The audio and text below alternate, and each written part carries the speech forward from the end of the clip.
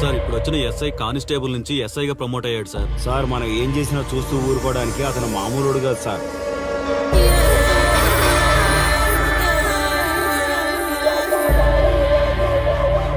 అతను మనకు అలవాటు అయ్యేంత వరకు మనం కొంచెం కంట్రోల్లో ఉందాం సార్. రేయ్, వార్నింగ్ ఇస్తున్నావా విషయం చెప్తున్నావా? సార్ మేమేం చెప్పినా మీ మంచి కోసమే సార్. దాన్ని తీసుకొచ్చేరా. మీరైనా చెప్పండి అమ్మా. పెళ్ళాంచేస్తే బాధపడ్డానికి, పోలీసోడంటే భయపడ్డానికి నా కొడుకు కామన్ మ్యాన్ కాదు, కాశీ చెప్పాడికి.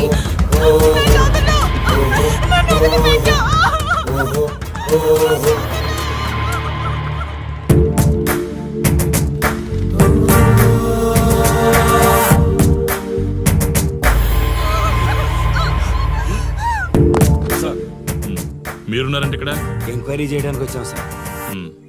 కాశీ అంటే ఎవడెక్కడ? నా కొడుకు ఊళ్ళో లేడు, వస్తే కౌరెడతా, అప్పుడు రా. కనిపిస్తే అరెస్ట్ చేసి నీకు కబురెడతా, అప్పుడు నువ్వే రావాలి. నీ పెంపకం కరెక్ట్ కాదు. పదండి.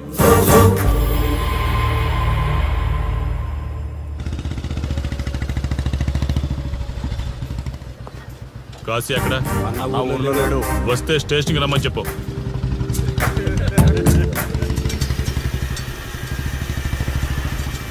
కాశీ ఉన్నాడా? ఇక్కడ లేడు. ఏమిటి సార్ ఆలోచిస్తున్నారు? ఆ కాశీ గురించేనా? మీరు ఈ ఊరికి కొత్త సార్. మీ కొత్తగా ఉంటుంది, వింతగా ఉంటుంది. మాకంతా అలవాటైపోయింది సార్. సార్, ఇతనిపై 120 కేసులు పైగా ఉన్నాయి సార్. అవి ఈ కాగితాలకే పరిమితమైనాయి సార్. ఈ పార్వతీపురం మండలంలో ఏ రాజకీయ నాయకుడు గెలవాలన్నా ఇతని మద్దతు తప్పనిసరి సార్. ఇతను 10 సార్లు గంజాయి స్మగ్లింగ్ చేస్తూ దొరికాడు సార్. పైగా 20 సార్లు దొంగ నోట్లు ముద్రిస్తూ పట్టుబడ్డాడు సార్. అంతెందుకు, మీరు అరెస్ట్ వారెంట్ పట్టుకుని తిరుగుతున్నారే, ఇలా చాలా మంది తిరిగారు సార్. కుదిరితే కొన్నాడు, కుదరకపోతే కొట్టాడు. మనకు కుటుంబాలు ఉన్నాయి సార్. నీ పేరుంటేనే వణుకు పుట్టాలన్నా.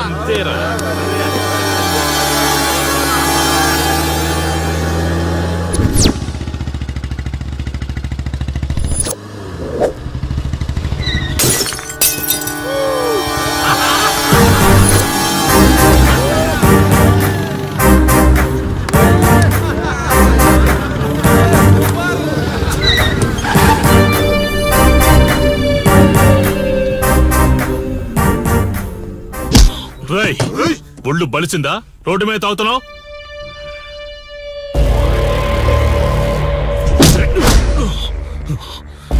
ఈ నర్సీపురం ఊర్లో కాశీ ఒంటి మీద చెయ్యేసావంటే కార్తికి టికెట్ కన్ఫర్మ్ అయినట్టే. కరెక్ట్ గా దొరికావురా.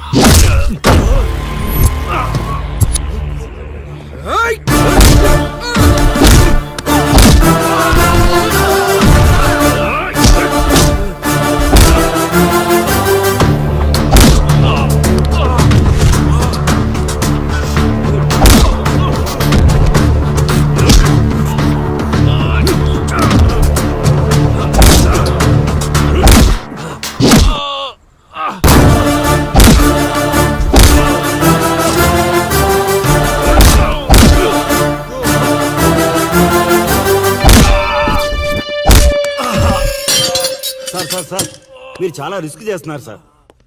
నేను డ్యూటీ చేస్తున్నాను. 3 రోజులు గవర్నమెంట్ హాలిడేస్. నేను వైజాగ్ వెళ్తున్నాను. కాశీ అంటే భయపడే వాళ్ళని ఇంటికెళ్ళి భజన చేసుకోమని చెప్పండి. తిరిగి వచ్చాక వాడిని కోర్టులో ప్రొడ్యూస్ చేస్తాను. వాడిని వదిలే ప్రసక్తే లేదు. నమస్తే సార్. ఎక్కడ మీ ఎస్ఐ? వద్దా? ఎందుకు వద్దంటున్నావు కాశీ? చెత్త నా కొడక, ఊర్లో కాశీని విధవం చేసి వదిలేద్దామనుకుంటున్నావా? కాశీ పేరు వింటేనే ఊళ్ళో ఉచ్చ పోసుకునేవాళ్ళు, కానీ ఇప్పుడు కాశీ ఫోటో కనిపిస్తే ఉచ్చ పోసేలా చేశాడు. ప్రాబ్లం నాది, పోయిన పరువు నాది. నేను చూసుకుంటాను పో.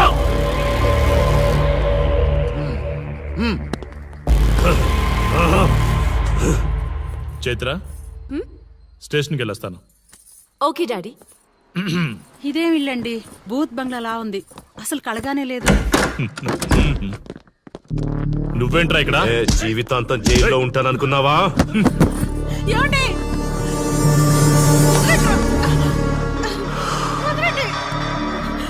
నీ ఇంట్లో అసలు అందమే లేదురా. రేయ్ ఏంట్రా వాగుతున్నావు? డాడీ ఏమండి? చైత్ర హే, మా డాడీని వదలండి వదలండి వదలండి. ఒక్క నిమిషం ముందు అబద్ధం చెప్పాన్రా. అందమంతా నీ ఇంట్లోనే ఉంది. ఏయ్, ఎవడికెంత కసుందో తీర్చుకొని వచ్చేయండి.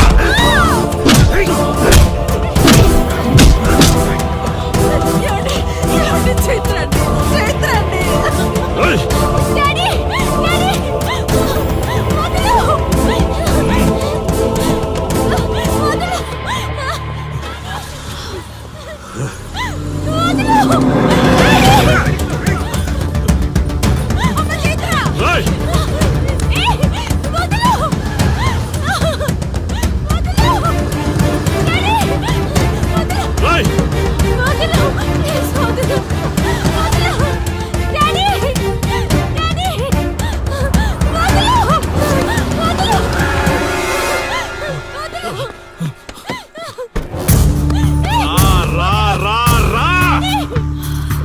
డ్యూటీ నువ్వు చేసుకో, తప్పు లేదు.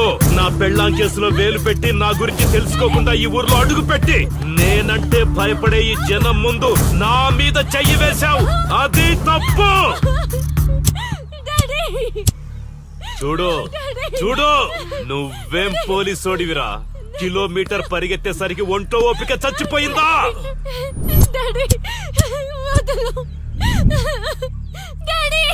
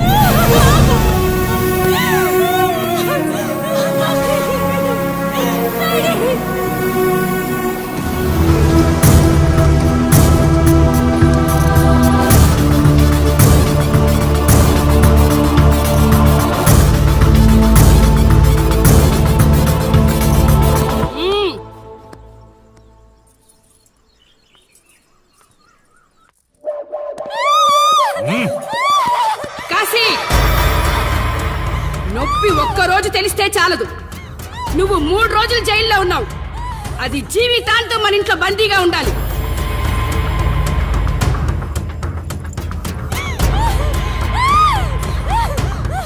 కట్ర తాళి. ఎక్కడికి పోతావే?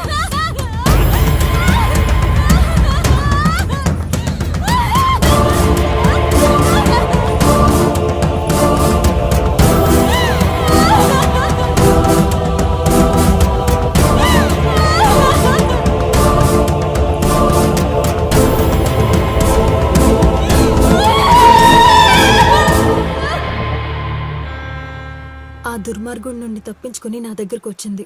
ఆ తర్వాత నీకు తెలిసింది.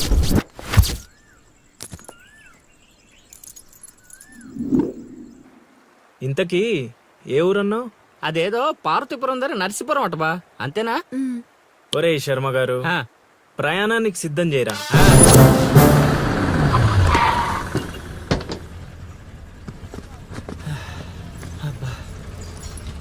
బా, ఊరు చాలా పెద్దదిలా ఉంది. ఎక్కడ వెతుకుతావు? రే శర్మ గారు, నడవడానికి కాళ్ళు, తిరగడానికి ఓపిక 2 ఉన్నాయి కదా. ఐసులా పోనే. పోసేసుకుంటారు.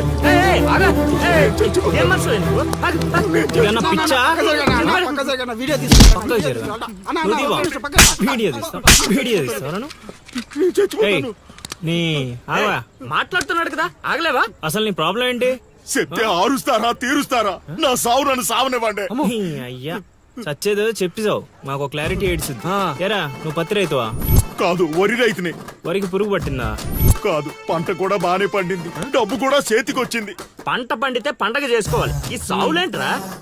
బావా, నువ్వేం డీల్ చేయి, నేను వెళ్ళి చైత్ర గురించి తెలుసుకొని వస్తాను.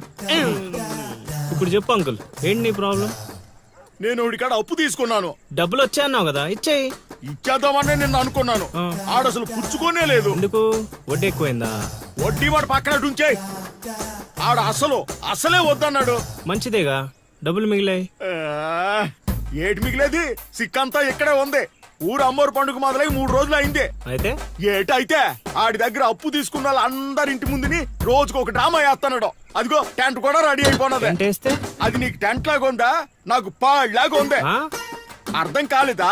రా చూద్దుగానే. అదిగో చూడు, ఇదిగో ఇది పరిస్థితి. నేను నీడింటి ముందు వేసినారు, ఇవాళ నా ఇంటి ముందు వేస్తున్నారు. ఏవే ఆ కిరసనాయిల డబ్బా అటుకురా. ఎవడరా బాబు, జనాలు సావక ముందనే సమాధులు ఎక్కిస్తున్నాడు. ఎందరెందరో మహానుభావులను పొట్టన పెట్టుకున్నావు శ్మశానమా, నీకు ఇసుమంతైనను జాలి లేదా? ఎన్నో ఏండ్లు గతించిపోయినవి కానీ ఈ శ్మశాన స్థలిన్ కన్నులు వచ్చిన మందభాగ్యుడు ఒక్కడైనను లేచిరాడు. ఎన్నాళ్ళ ఆహా హార్మోనియం పద్యం రక్తి కట్టే సమయంలో దగ్గి డిస్టర్బ్ చేసావు కదరా ఎద్దవ్వా. వంకెతకలేనమ్మా, డొంకెట్టుకు ఎలాడిందట. పద్యం మర్చిపోయినని ఒప్పుకోవచ్చు కదా. అవే సాంఘిక నాటకాల హీరోయిన్. ఇంత గొప్ప హరిశ్చంద్ర నాటకములో నా పక్క అది నా పక్క చంద్రమతి వేషమంటే మాటలా, నాకే కౌంటరా? ఏయ్ పద్మశ్రీ, అయ్యగారు తాళాల దగ్గర ఇచ్చమంటారా? టైం కాదురా, నే చెప్తాగా. ముందా మంచినీళ్లు గొంతు శృతి చేసుకోవాలి. గురుగారు యాదవ సేతురం కాకపోతే రిహార్సల్స్ కూడా ఈ గెటప్లు ఏంటండి? ఒరే హార్మోనిస్టు, వేషం పడకపోతే పద్యానికి గొంతు పెగలదురా. మొదలెట్టండి.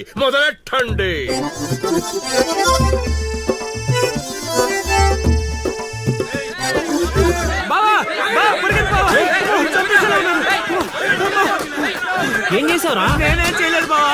ఈ ఊళ్ళో చైత్ర అనే అమ్మాయి ఉంది, మీకు తెలుసా అని అడిగా. అంతే, చైత్ర అంటే చిత్ర అని వినిపించిందట. దాని పిల్లవట బావా. అరే శర్మగా, నీ ఎంత పని చేశారా? చైత్రాన్ని చిత్ర అనుకుంటేనే 10 కిలోమీటర్లు పరిగెత్తించారు బావా. ఇంకా నయం, డైరెక్ట్ గా వెళ్ళా కాశీగాడిని అడగలేదు. కూర్చోబడిపోతుంది బావా. అమ్మా, చైత్రం వెతికి రూట్ ఇది కాదురా. మరేంటో తమరే చెప్పండి బాబు. అమ్మా,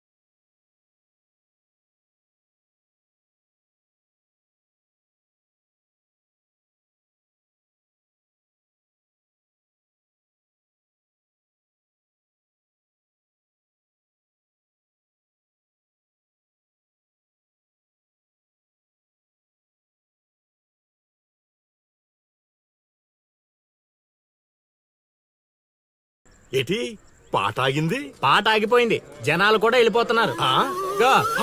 అలా కొయ్యిలా నిలబడపోతే 10 రూపాయలు ధర్మం చేయొచ్చు కదా. హతవిధి కళాకారుడు యాచించుటయా? కళామ తల్లికి తీరని అవమానము కదా. అంటే ఆ రోజుల్లో రాముణ్ణి వెతుక్కుంటూ లవకుశులు ఆ ఊరు ఈ ఊరు గానం చేసుకుంటూ తిరిగారు కదా. మేము కూడా ఓ కళా పిశాచి ఉన్నాడని. కళా పిశాచి కాదు, పిపాసి. అదే కళా పిపాసి ఉన్నాడని తెలుసుకొని ఆయన కోసం వెతుక్కుంటా. అవును. ఏమిటి, నా ఊళ్ళో నాకు తెలియని అంత గొప్ప కళాకారుడు ఒకడున్నాడా? ఉన్నాడు సార్, ఆ? పిచ్చప్పారావు అని, అలియాస్ సుయోధన సార్వభౌముడు. నిజంగానే ఏడిపించప్పారు బా. ఎందుకు సార్ అలా ఏడుస్తున్నారు? 10 రూపాయలు అడిగామా నేనా? వద్దులేండి సార్. ఆగండి నాయన. మీరేటండి, అసలే మాకు టైం లేదు. పక్క వీధికి వెళ్ళి అడుక్కోవాలి. నీకు అవసరం లేదు నాయన. ఏ ఈ రోజు మొత్తం కలెక్షన్ మీరే ఇచ్చేస్తారా? కాదు నాయన, మీరు వెతుకుతున్న ఆ పిచ్చి అప్పారావు అలియా సుయోధన సార్వభౌముణ్ణి నేనే నాయన. బాబు గారు లేవండి లేవండి లేవండి, అవసరం లేదు నాయన. ఏ మా కోసం మీరు అడుకుంటారా ఏంటి? లేదు లేదు, మీ ఆకలి నేను తీరుస్తాను. ఒరే పద్మశ్రీ, అయ్యగారు తాళాలు తగిలించమంటారా? ఇప్పుడు కాదురా, ఇంకా దానికి టైం ఉంది. ముందు వాళ్ళ దగ్గరున్న వాయిద్యాలు తీసుకో. ఇప్పుడు వాళ్ళు మన అతిథులు, అర్థమైందా? రా. ఇంతకీ మన దేవురు నాయనా? సిల్కలూరుపేట. ఓహో, అవును, అక్కడ కళాకారులు ఎక్కువే. అవునవును, అక్కడ అన్ని రకాల కళాకారులు ఎక్కువే. అవును, ఈ లవకుశులుగానే ఎందుకు చేయాలనుకున్నారు? ఏ రాముడో కృష్ణుడో చేయొచ్చుగా. అంటే చిన్నప్పటి నుంచి అలవాటు చేసుకున్నాను సార్. వయసు పెరిగిన కొద్దీ మీసాలు గడ్డాలు పెరిగిపోయాయి. అవునండి, వాటికి ఎరువులు వేయాల్సిన అవసరం గానీ నీళ్లు పోయాల్సిన అవసరం గానీ ఉండదు కదండి, వాటంతటో పెరుగుతుంటాయి. అవునయ్యో, ఈ ఊరంతా నా కళకు అభిమానులే. నా అంత గొప్ప కళాకారుడు కావాలంటే మీరు కూడా నాతో ఉండిపోండి. సార్ ఆ ఇల్లే వద్దు సార్. ఏది అదా? కాశీ అని మా బంధువుల ఇల్లే. ఓహో. అదిగో ఎదురుగా వస్తోంది అమ్మవారి ఊరేగింపు, ఆ ఇంటికే వెళుతోంది.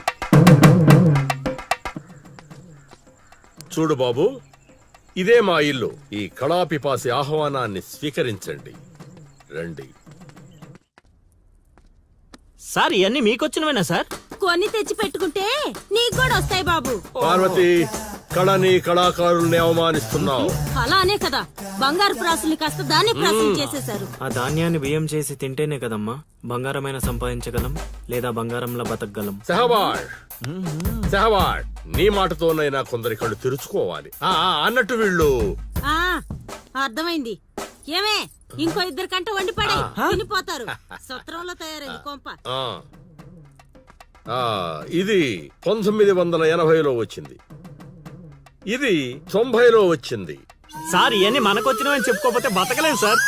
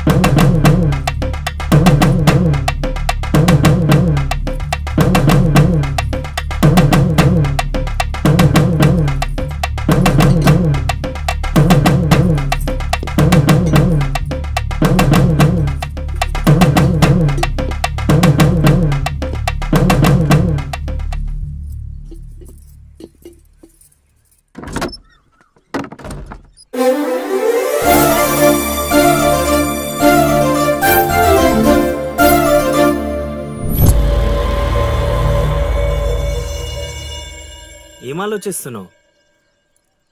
వెళ్ళిపోదాం పద ఇక్కడి నుంచి. ఎక్కడికి? మన ఊరికి. నాకే ఊరు లేదు. మా అమ్మ నాన్న చనిపోయి చాలా కాలమైంది. నేను ఒంటరి. అయినా నన్ను రమ్మడానికి నువ్వెవరు? అదేంటి అలా మాట్లాడుతున్నావు? నీకేమన్నా పిచ్చా? పద వెళ్దాం. ఒక్కసారి చెప్తే అర్థం కాదా? అయినా నీకు నాకు ఏంటి సంబంధం? ఏంటి సంబంధమా? ఒంటరి అన్నావు కదా, అదే ఒంటరిగా ఉన్నప్పుడు నీ మనసును అడుగు. నేను నిన్నెంత ప్రేమిస్తున్నానో నువ్వు నన్ను అంతే ప్రేమిస్తున్నావు అని అదే చెప్తుంది. నేను నీకు చెప్పానా? అయినా నువ్వే గాలికి తిరుగుతావు. ఎప్పుడు ఎలా ఉంటావో నీకే తెలీదు. అటువంటిది నిన్ను నమ్మి ఎలా రమ్మంటావు? అయినా వాడు నన్ను కొట్టుకుంటూ తీసుకొచ్చాడు. ఆ రోజు నువ్వు చూస్తూ ఉండిపోయావు. నిన్నేమనాలి? అదా నీ ప్రాబ్లం? ఈ మాత్రం కన్ఫర్మేషన్ చాలు నేను ఫిక్స్ అవ్వడానికి. అయినా నేను ప్రేమించిన అమ్మాయికి పెళ్ళై ఉండాలని మా గురుగారు ఎప్పుడో చెప్పారు. ఆనందం వస్తే స్టెప్ లేకుండా ఏడ్చి కూర్చుంటారా? ఇప్పుడు చెప్తున్నా విను.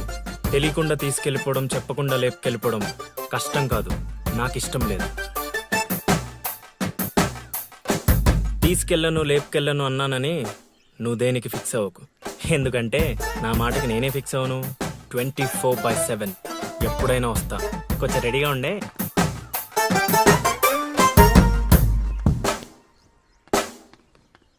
రే కాశీ, ఇంట్లో దేవుడున్నాడు. ఈ 10 రోజులు పద్ధతిగా ఉండమని చెప్పా నీకు.